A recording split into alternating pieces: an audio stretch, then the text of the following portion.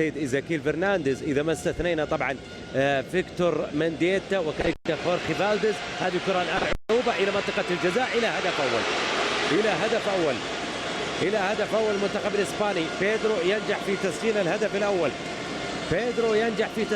الأول، لصالح منتخب إسبانيا. ممتاز التعامل من بيدرو مع الكرة الماضية. بيدرو رودريغيز لاعب برشلونة تعامل مع الكرة بشكل جيد، وبعد الكرة سكنت الشباك كهدف أول لصالح المنتخب الإسباني. على فكرة على ذكر برشلونة، فإن برشلونة اللاعبين الذين تم استدعائهم للمشاركة في هذه المباراة هم الأكثر في قائمة المنتخب الإسباني التي تم استدعائها للاشتراك بهذه المباراة، باعتبار حضور لبيدرو وكذلك ديفيد فيا، بالإضافة إلى بيسكويتس، إضافة إلى فابريغاس وأنيل. الماضي أكتوبر 2012 حل في أعلى مرتبة بالنسبة له في تاريخه حينما جاء في المركز رقم 43، وتراجع هذا الشهر 3 مراكز إلى الوراء. وديفيد فيا الآن يضيف الهدف الثاني.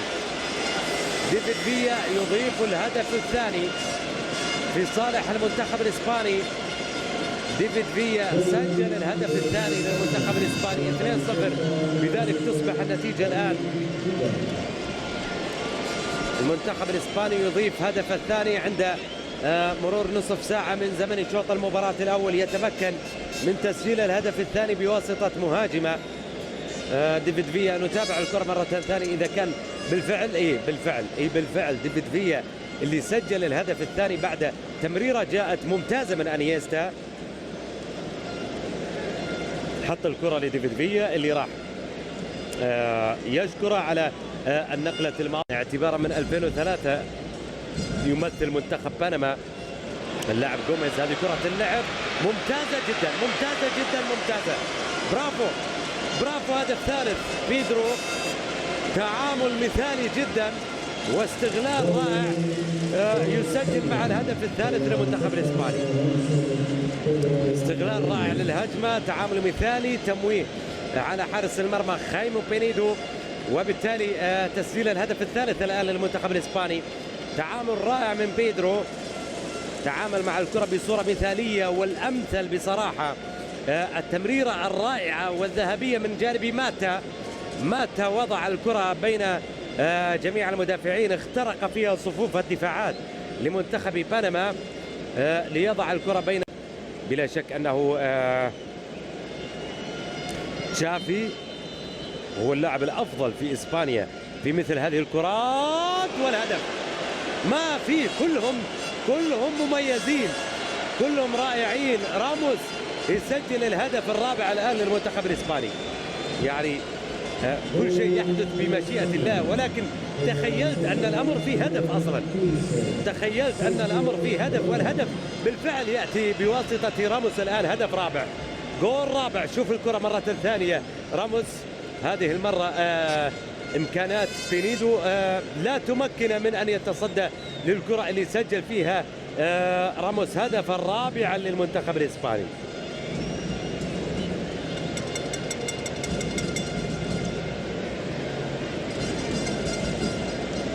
أربعة 0 من راموس. كرة لصالح المنتخب الإسباني، مرور خامس أول هدف يسجل في مصلحته. ماركيز سيتا يسجل أول هدف في صالحه. الهدف الخامس إذا لصالح المنتخب الإسباني. يسجل سوسيتا لأول مرة يسجل هدف دولي إلى جانب منتخب إسبانيا.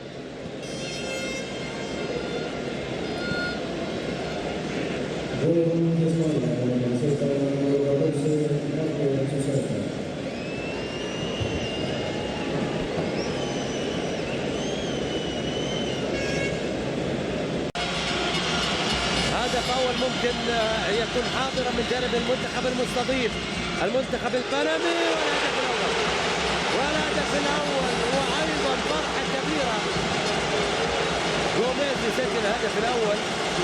الجماهير تفرح هنا كثيرا في الهدف الأول، الهدف الذي يأتي لأول مرة من جانب المنتخب البنمي في شباك المنتخب الإسباني. فرحة كبيرة. إيكر كاسياس لا أعتقد أنه غاضبا على